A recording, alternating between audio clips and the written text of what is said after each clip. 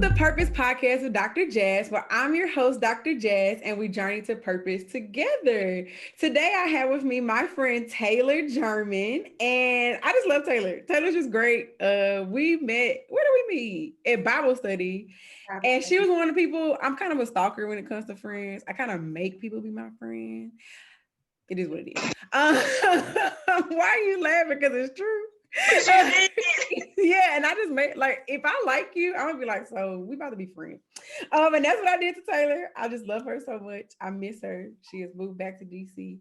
But I'm gonna properly introduce her and then we'll jump right in. I did make her be my friend though. That's a true story. Anyway, so Taylor is a proud DC native. If you know Taylor for 5 seconds, you know she from DC. And don't get her started on how she not from Maryland or from Virginia, but she I'm is from DC. See, like she getting out already. She is from DC. Okay. Anyway, and she's lived all over the world. She has had many different travel experiences, and she wants you to know that she loves Black people and that she loves God. So, how are you doing, Taylor? I'm doing great. I'm really happy to be here with you. I'm also really happy to see your face. I'm good. Oh, I know. Me and Taylor, like, we went from seeing each other like every other day to like not ever. But that's okay. She want to move back home to DC and be with her people. And that's okay. You're just upset because you missed me. And it's That okay. might be true. Don't do that on my podcast though. Like that's probably true, but don't do that. But anyway, Taylor, let's just jump right in. So my first question is, what does purpose mean to you? That's a really good question. Mm-hmm. I low-key feel like I'm still trying to figure that out. But I guess it's just why we're here. Like, why am I here? And not, I think sometimes we attach purpose to like career stuff. Mm-hmm. So we'll say, like, I'm good at data science. So that's my purpose, is to like do some mission driven data science stuff. And it's like, I have shifted away from that thinking and more towards just why we're here, like every day. Like my purpose today could look a little different than my purpose did last week. So yeah, like why am I here?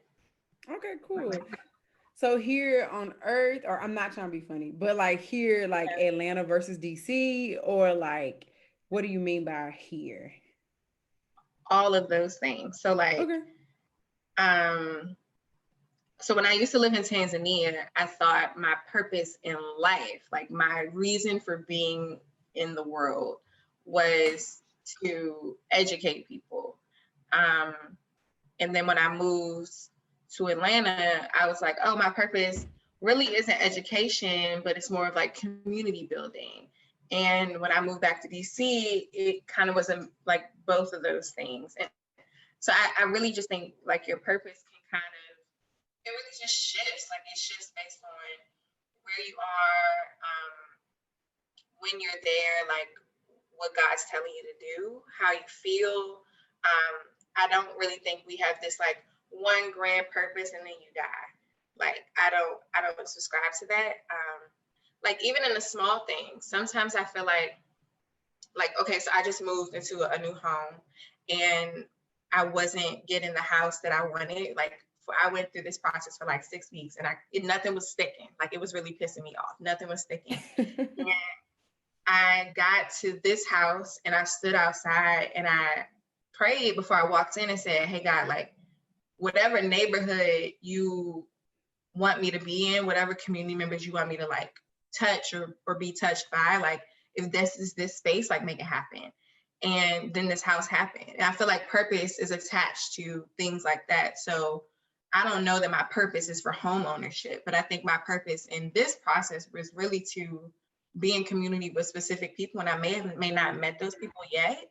But like, I think that's attached to why I got this house versus not getting other houses.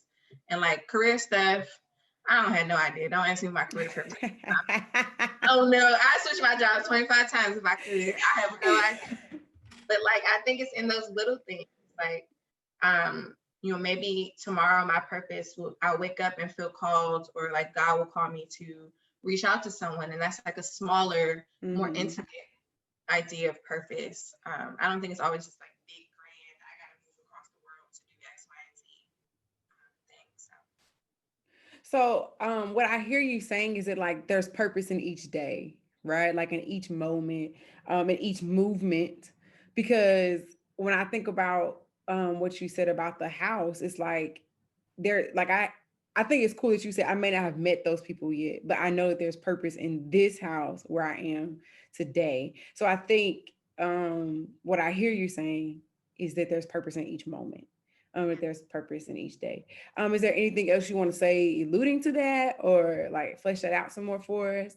Because I think it's an interesting like way to think about it. It's the first, you're the first person to say it in that way.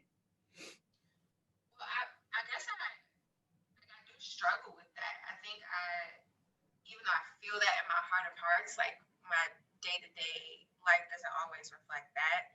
I sometimes get down on myself about um, wanting to be more grand, like big picture, purpose driven, and Mm-hmm. but I know that's not like where I'm called to be or what I'm called to be in this space, like in this space and time. Um, I don't know. I think I keep thinking back to the career thing is because our generation often attaches like purpose and goals and all these things to career and make those things one and the same. And like how we get paid is like a big, oh, this Yeah. is my purpose. I'm getting paid enough. I'm da da da. And it's like all those things are great and they're worldly, but like what is your, like what fulfills you? Like what makes you feel good? Um, that you may not attach a check to, or what has God told you to do in this time? Like, I don't know. I think it's ebbs and flows, like you said, in the moments, in the seasons, in the physical spaces that you're in, the emotional spaces that you're in. I know sometimes my purpose um, shifts emotionally, and like I have built friendships based on being in a really beautiful space in that time, and I can like help someone else, and that's like a purpose, like to help someone else feel more centered, more grounded, or closer to God, and like that's purposeful. So yeah, it shifts, but I struggle with that. I feel it, but I struggle. I be struggling with Yeah. So so is the struggle because you're fighting against it or is the struggle because I don't know. So what is the struggle? Because I feel like for me, never mind. I'm just gonna ask that. It that. No, did. go ahead. Mm-mm. Okay, well, you after I answer, you can tell me how you're Okay. processing it. Um, I think I struggle because that's something that like God has told me, but it just doesn't match of what the world does. So it's like I'm consistently trying to like battle this like worldly and godly thing. And it's like it's difficult. Like it's difficult to not measure yourself up, to not having this grand purpose of life and finding purpose in the small things when that's what God told you to do, but the world doesn't look that way.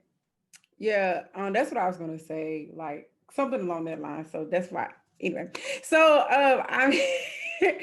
I just think I'm interested because I think that's dope though. Like I think that I would assume that not having this grand whatever purpose would be less pressure because you get to not fly under the radar, but you get to find purpose every day. Like when you said that, like you get to find purpose every day. So I think let's talk to the grander theme that you're saying, my purpose not matching what the world says purpose should look like. Like in your own journey, how are you learning to like delineate and say it's okay? Because I know that you're working. I don't think you're sitting there every day like that ain't what the world say. So but like, how are you learning to delineate that? Because I know that there are people listening that are like, I get that. Like I get that. I feel like this is my purpose, but I feel like it should be bigger.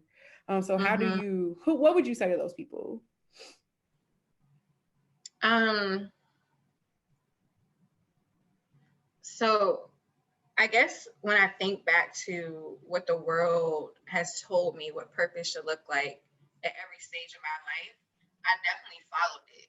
So, I mean, from like high school, I went to this type of high school and studied these things. And then I went on to college and studied physics because that's what purpose, you're good at math and science, and you're a Black woman, so you should be out here doing this, and you could lead communities and help people learn all these grand things. And even when I moved to Tanzania for 2 years, like, people saw that as being so like purpose driven, like, oh, Taylor's the humanitarian, or Taylor is out here doing work with Tanzanian children. It's like, yeah, I'm working with Tanzanian kids, but for me, it was just like, I want to move to Tanzania. I want to live with it no more, you know?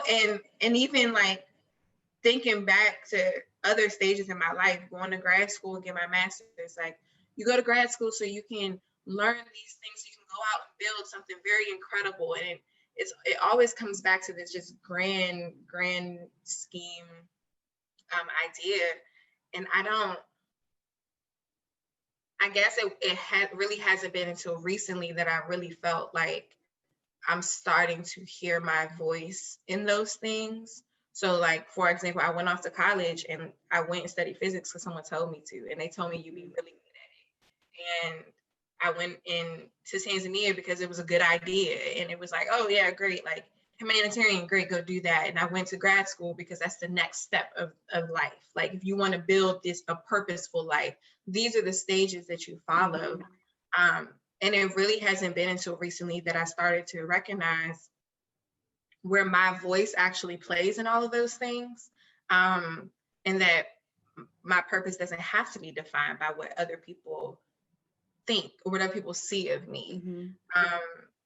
And it's not that they see bad things, like, they see good things, that there will be good coming of it. But truly, like, if we want to be in alignment with our purpose, I think the only way you can really be in alignment with your purpose is if you actually listen to your own voice. Because like, God has given you, like, he's literally given you a voice. He's given you, he's downloaded things into you. Like, he's literally given you ideas that are for you and you alone. And when we adhere to that and align with that, it's not going to look like all the cookie cutter steps that people have told us to follow. I don't know if that answers your question. It was like a roundabout way of getting at it, but yeah, that's what I'm thinking about. I think it answered it in that it encourages people to know that it's not going to look like other people.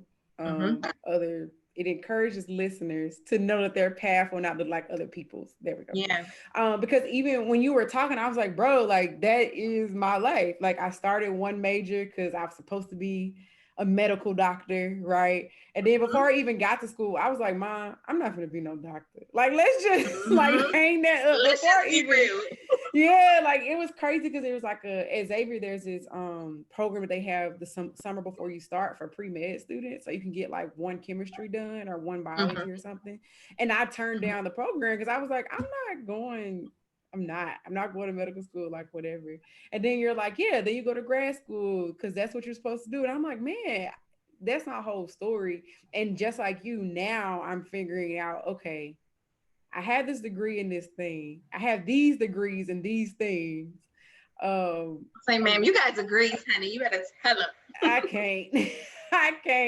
I have these degrees in these things. And I'm trying to figure out, like, do they fit? Do they have to fit? Those type of things. I think that should encourage someone that, like, just because you have a degree in it, just because your mama said that you are naturally talented at something does not mean it's your purpose, and that's okay.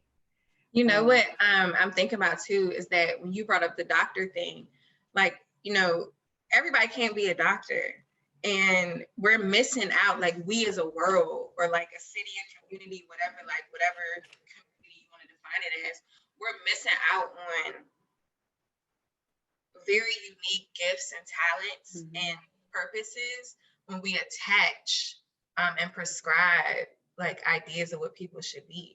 And like, yeah, it's great. We should have more Black doctors. It's great. We should have more young Black women in the sciences and in the STEM. Like, that's great. But there are also just so many other things in the world that people can be doing that I think would undersaturate some of those markets, like some of those like careers, and let folks be wherever they're supposed to be, then we would really be better off as a unit. I agree too. I think that there are so many things that the community needs that go unmet. One, because back to your original point, we assume that our purpose is our career. Yep. And two, we only push kids to 5. I'll say 5. I was gonna say 3, but 5 careers, right? Like you go into sports and entertainment, doctor, lawyer, engineer, and something else, right? Like those are the only 5 things that we really let people know. Maybe politics. There are some people that know they want to be politicians, but yeah, and I think that we miss out on so many different things.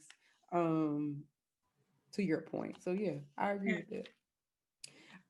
So can you tell us a little bit about your journey and how you got to that moment by moment, day by day? It's a journey. It's okay, girl. Yes, all of that. Twisted turns and loop-de-loops, all of that. So I'm from DC. If we hear that one more time. No. I'm a 5th generation native Washingtonian. That's a really special thing. Like people don't really be from the city anymore. That's what I'm gonna tell y'all until I'm blue in the face. Yeah, I mean my family's from the city. We are pretty middle class, I guess you would call it.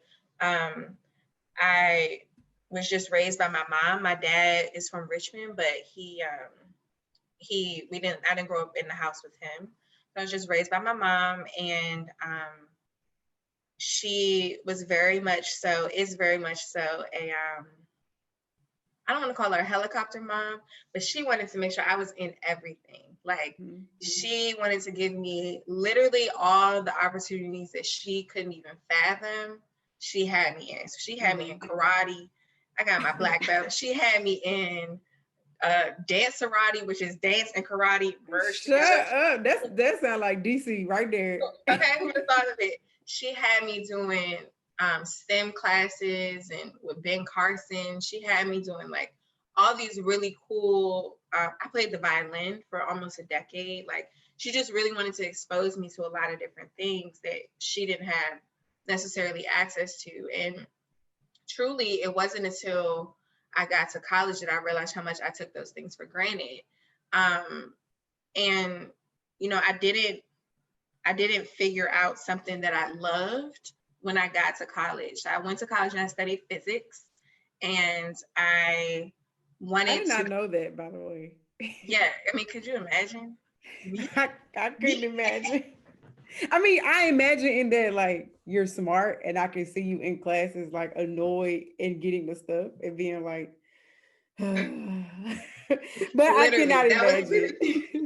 That was literally me for 4 years straight. But so I went to St. John's University in New York, and I studied physics, and I was, you know, supposed to do a 3-2 master's program. So 3 years at St. John's and then 2 years at NYU. And I get there, you know, it's pretty chill. I'm studying physics. No one in my classes look like me. They're mostly international students, but I was like, whatever, this is what I'm here for. I'm not about to switch my major because I can't switch my major because what are people going to say about me? That's literally how I was processing all of that. And my senior year or my first year at NYU, my faculty advisor said, hey, I'm not sure if you want to move forward with this because a lot of the students that are going into the 3-2 master's program really aren't doing very well. And that in and of itself was very triggering for me because I had heard something very similar in high school where I went to a predominantly white high school in the 45 minutes to an hour outside of DC. And I was told a similar thing by a counselor. So when he told me that, I was like, oh, try again. Like, I already signed up for this. I'm going. I was accepted. I'm going. And I get to NYU, my first semester of my graduate experience. And within 3 weeks, I was like, oh, I hate this. Like, this is awful. This is literally miserable. No one here is happy. I'm not happy. These people are weird. Like I was literally just like, this is all just very strange. And I still persisted. For whatever reason, I was afraid to say that that wasn't the right choice. And then at the end of my first semester, I got a letter from NYU saying, I don't think this is it for you. They literally said, so the next semester started in January, like January 9th, I think. I'm pretty sure I got this email on January 5th, 4 or 5 days before the next semester was supposed to start. And I'm still in my mind like, all right, I made it through one semester. I got to be cool. I'm going to keep it pushing. I was taking classes in protein engineering, girl, like, please. So I was literally like, it's cool. I'm going to keep it pushing. Only 3 more semesters left. And they told me, ma'am, this ain't it. Like, this ain't it for you. So I quickly had to shift back and make sure I could graduate with my class. I had to take all these weird like CLEP courses, which is like, I don't even remember. It's like exam, whatever. I basically had to push myself to graduate with my class. And then I'm looking like, well, shoot, I don't want nothing to do with physics. Like, I hate working at the laboratory. I hate everything biomedical engineering. Like, I don't want no parts of none of that. So I applied. At the time, I was going through a very chaotic breakup. And I moved from... If you're not watching this on YouTube, I wish you could see my face. But anyway, keep going. It was chaos. But I moved from New York back to DC and had no idea what I was about to do. I was really, really depressed. I had probably gained like 20 pounds. And something just was like, oh, look at the Peace Corps. So I applied, and I only applied to countries where I didn't have any preconceived notions of the people that were from there. So like I didn't want to go to Uganda because I knew a couple people from Uganda, the same for Kenya. And Tanzania was my first choice. So I applied, and by July of the next year, I was moving to Tanzania. And I think that honestly, those 2 years were the shift for me in purpose work. So I quickly got myself out of this academic, white supremacy culture rooted, like I have to be and look. Go. Come on, Malcolm. Be and look and talk a certain way to get where I wanted to be and to feel fulfilled. And that is what happened for me in those 2 years. Like the whole idea of being on time, like people joke about that kind of stuff, but like these are things that I like literally built my life on. Like I have to be type A, I have to be on time, I have to be right this way and speak this way and do this way. And I got to Tanzania and, people strolling to work and greeting everyone on the road, and you get to work around about the right time, but if you're 5 or 10 minutes late, it's okay. It's like little things like that, like really having a chance to build community with people, children knocking on my door at random hours, being like, come outside, let's ride a bike, gardening with like I call them my mamas, like my mamas in the neighborhood. And that's really where I think I found my footing in purpose work. And just understanding that it's really in the smaller things. Like you don't have to do this big seminar that reaches thousands and thousands of people. You really can make really impactful changes, and you can be changed on the smaller scale of things. So I take that with me really every day. And when I moved back, so I'm super type A. So I came back home from Tanzania in July, and by August I was starting grad school. And I tried to keep a hold of those ideals that I got while I was there. And then I got more language to understand what purpose looks like in relationship to God. And this whole time, God has been like a part of my life.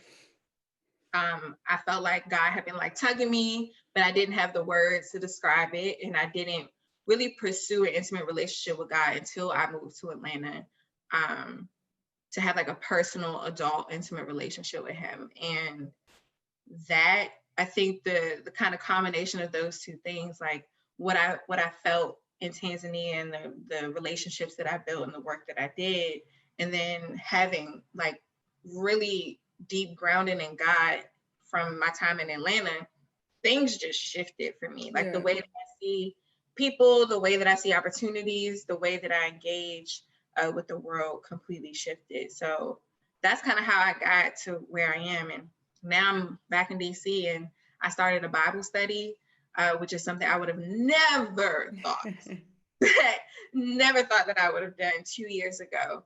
But like stuff like that, like this is women, these are 6 women that I started off. Now there's 12 women on the group, but there's 6 women that I started off with who all didn't know each other.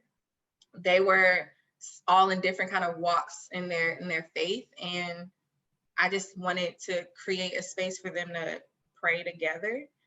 And then suddenly I have a group of women who are like going out and talking about God and like praising God, Yeah. and like that, like it's not a super grand thing, but that's a huge deal. Like that's a Yeah. huge deal. And now these women are inviting more women to join our group. And yeah, so those little things, I guess that's the roundabout way for me to get to where I am today. And I'm still trying to figure it out because I'm still confused. But you don't sound confused. First, let me encourage you in a couple ways. thank you. One, you don't sound confused. I think you know what your purpose is. And I'll ask you pointedly what you think it is later on in that podcast. And I'll tell you what I think it is since you're making that face. That's fine. And 2, I think every time you minimize, I actually just got done recording a podcast maybe 2 hours ago. And one of the things that God said, he used to be my trainer, and he used to hate when we say I can't, because he was like, you're doing yourself a disservice when you say you can.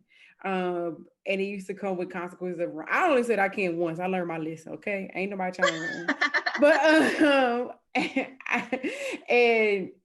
and when you, every time you minimize something that like obviously is purposeful, I think you're doing yourself a disservice. I do. I just think, because every time you say something, I'm just like, but Taylor, I'm in love with you. You know what I'm saying? Not like that, guys. But we truly love each other. Yeah, no, like for real. So you know, and I just, so when you say something like that, I think I'm just like, this girl, I'm about to slap her. Okay. Anyway, so like, girl, we be wrecking. What you said? I didn't hear what you said. Oh, nothing. Go ahead. I wish I heard what you said. Anyway, but that's how. Anyway, I just wanted to encourage you that. But my second follow-up question to everything that you said, because the thing that stuck out to me was the role that higher education does when it comes to your purpose. I think we're both similar in that it didn't really help us. I mean, like it helped me, like it opened doors, like being Dr. Wise, like has opened so many doors. Like people automatically assume I know stuff. And I'm like, girl, if you only knew how much I'm faking right now, but praise the Lord that you want to hire me.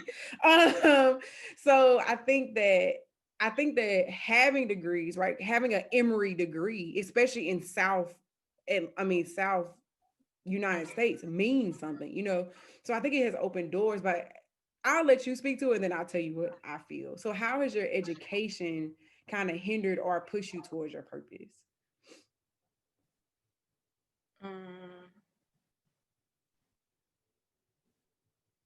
Well, okay, so I recently I do some diversity consulting, and I recently led a training on white supremacy culture. Hear me out. I'm going somewhere with this. So I recently led a training on white supremacy culture and how it shows up in academia.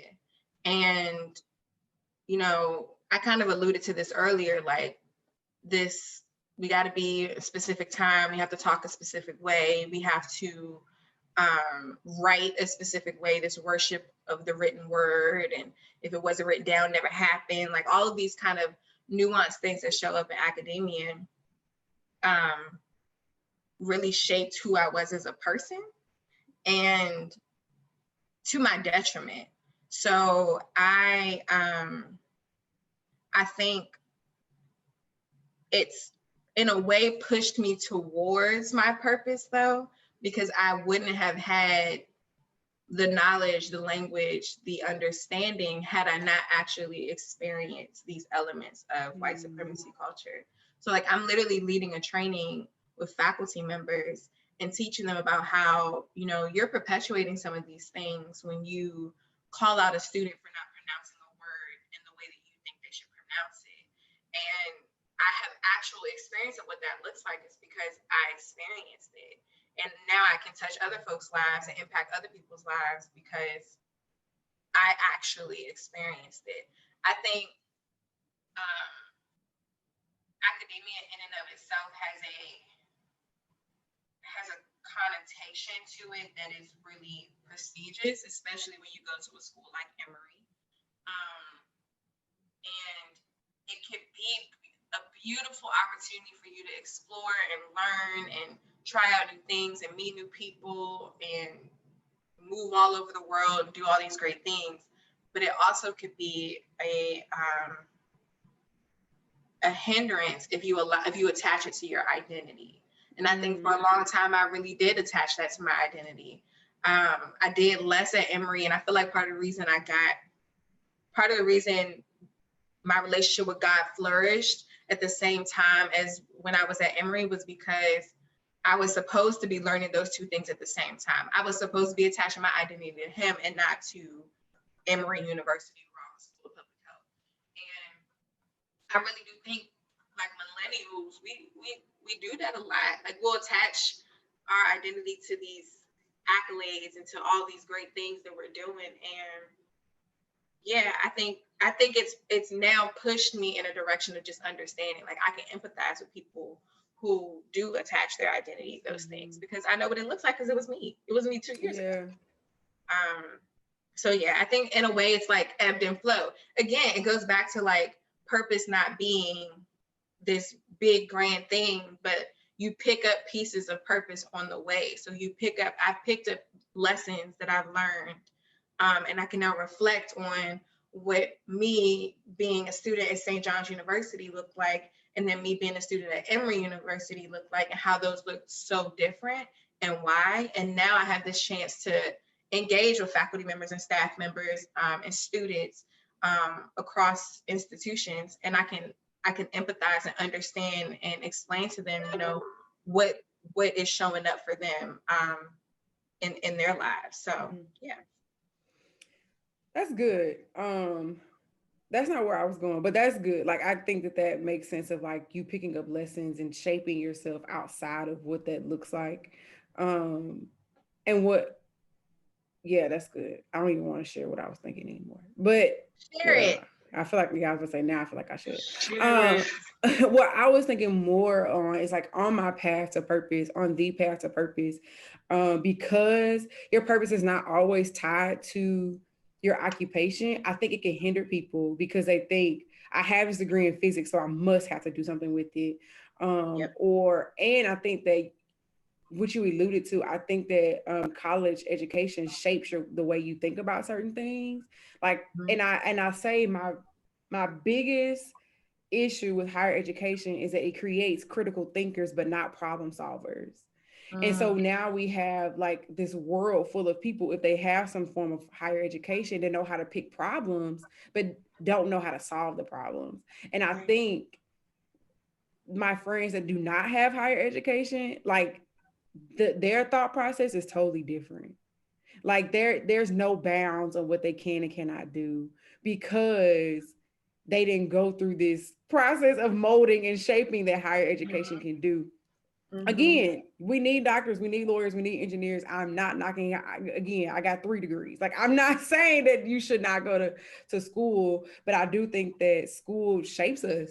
And when it comes to my purpose, like me, just speaking from experience, when I quit my full-time job that I always talk about, because it was just such a big moment in my life, like you go to school to get a job, right? And then it's like, now I don't have one. So what do I do? So like how I had to rethink all of my thinking about this path that we talked about earlier, right? Like you went to school, and then you went to Tanzania, then you went to school again. So you must be supposed to be getting this great job and, you know, like all these things, like, because why else would you do that, you know?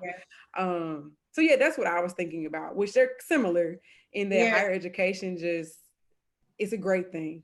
don't listen to this and say, look, mom, I don't need to go to school. No, no, no, no. That is not what Right. I'm saying. But I am just saying be wary of attaching your identity to it.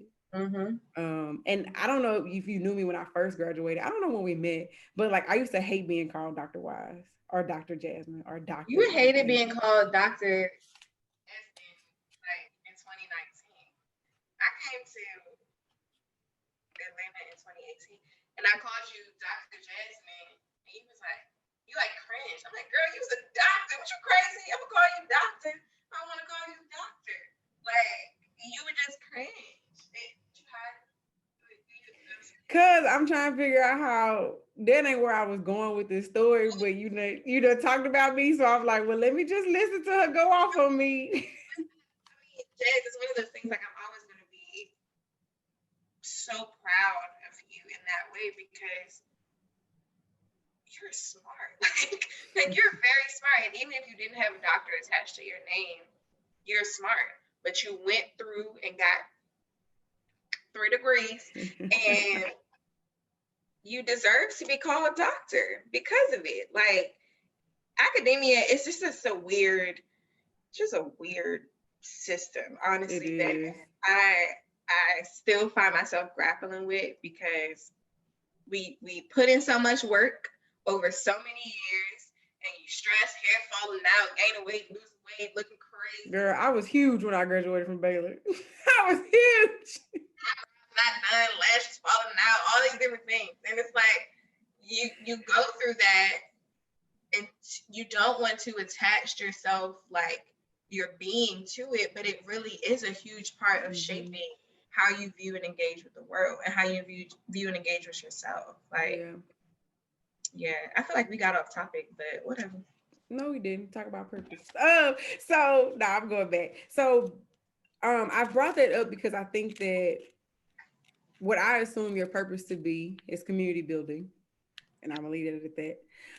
And I think that sometimes higher education is literally the opposite of that, right? When I was in grad school, I was by myself, right? Nobody cared if I got my homework done. No one cared, you know, like no one was like, let's have, I mean, we did have, no, we didn't. We kind of had study groups, but not really, you know.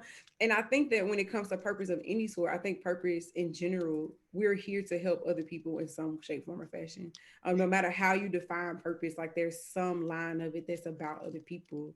And that's why I went on the higher education vein of that. Like, I just think that it literally puts you in a silo because like you try to be the top of your class as you're competing for scholarships, you're trying, you know, like all these different things.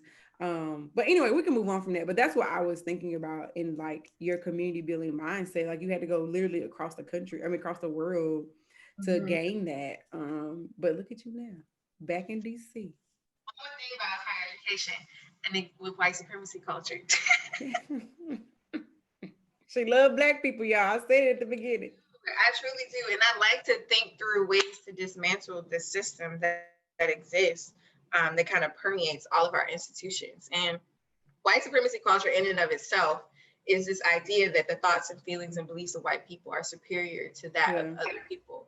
And their thoughts, feelings, and beliefs and attitudes and ideals are all up and through the academic institutions. Like this individualistic, I operate in this way, like that isn't a inherently a Black or African diaspora thing. Like that's definitely a product of white supremacy culture. And it's so interesting because we're taught to compete, like we're taught to be individuals.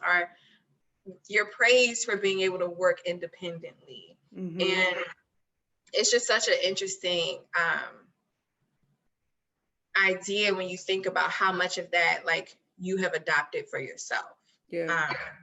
But yeah, I accept that community building is my purpose. I appreciate that. No problem, friend.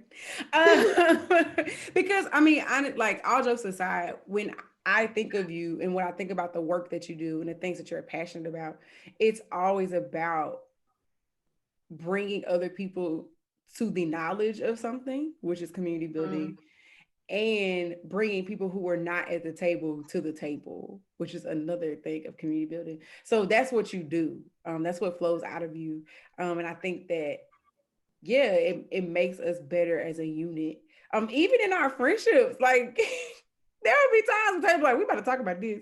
And like me and Taylor like it never really fight, but it's just like the small things that whatever somebody got an attitude. Taylor like, oh, okay, so what's his attitude about? You know, like bringing things that are not at the table to the table, so that we can go forward in our relationship, right? Even in that, that is community building. So that's why I can say proudly that my friend is a community builder, because in every vein of work, I feel like people are stronger, they're better, um, they're more transparent, which is a part of community building because of who you are and what you do, day in and day out. And these things that you call small, which we'll talk about that offline.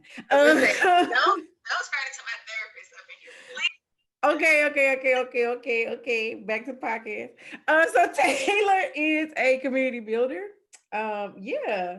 And that's all I have on that. That's that on that. Okay. Period. I only said that because Taylor mouthed it. Okay. I do not talk like period. But anyway, so yeah, Taylor. Is there anything else you would like to talk about when it comes to purpose? Anything else on your mind? Because I think we talked about a lot of good things this episode. I think that this is the first episode that talks about like just the structure of society and how it affects how we come to purpose. Because I didn't think about it until you said like my education shaped me. Anyway, whatever you said, I think that was dope, and I didn't think about that. But anyway, is there anything else that is on your mind when it comes to the topic of purpose? Black people, white supremacy. I guess something that's kind of sitting at the top of my heart is that like your purpose can change, and we kind of opened up with that. It can change in the moment, in the day. But even if you're thinking about your purpose in a career mindset, which people do, and that's okay, that can also change. Like me, a whole physicist, and then biomedical engineer who was told to leave graduate school, and then a community health worker, and then a physics teacher, and then I'm studying racism as a public health issue in Atlanta, Georgia, and now I'm a data scientist for DC government. Like you could literally whatever. Like you can shift your purpose. I guess the key is just to remain grounded in that, and grounded in like what God's calling you to do. So I like, even as you talk about community building, Jazz, I really do appreciate that you see me in that way. And I accept that for myself, because even at like work, I try to find ways to build community with folks. And like, maybe that is my purpose. Like I'm doing all these other things, but in the midst of it all, like the underlying consistent thing that shows up is this community building aspect. So change our purpose, y'all. Do what you want to do. Switch it up. Life's too short, okay? And that's why I love Taylor, because Taylor don't care about nothing, okay? She'll be like, today I'm wearing a parka and tomorrow I'm wearing a pantsuit, okay? She don't care. You see, I got locks now. I was just bald headed last year. That is very true. Switch it up. I'm about to dye blonde. See, and I knew you was about. How did I know this? I said this girl about to tell me she's gonna dye him. That's what I literally said. Yeah. So that and that's Taylor, okay, and that's why I love her, because I'm not that calculated, but I'm more calculated than Taylor. What'd you say? Nothing. I love you. That ain't what she said, y'all, but we gonna take it. So thank you, Taylor, for being here on the Purpose Podcast, where we journey to purpose together. Do you want to tell people where they can find you? Yes. You can find me at Peace and Blessings, Peace X Blessings, PEACEX Blessings on Twitter and Instagram. Also, you can find me at Capital City Justice Group. We are always looking to bring on more consultants who are interested in capacity building and purpose work and jazz. We love folks who are just passionate about work. So like diversity work, inclusion work. And you do not have to have a degree. You don't have to have done this work before. You just have to be passionate about it. So hit me up, Capital City Justice Group. Peace and blessings, and peace and love, y'all. All right. Oh my gosh. And please remember to like, comment, subscribe, and share. So if you got anything from this episode, do me a favor and share it with a friend. And as always, we will see you next Thursday. Bye.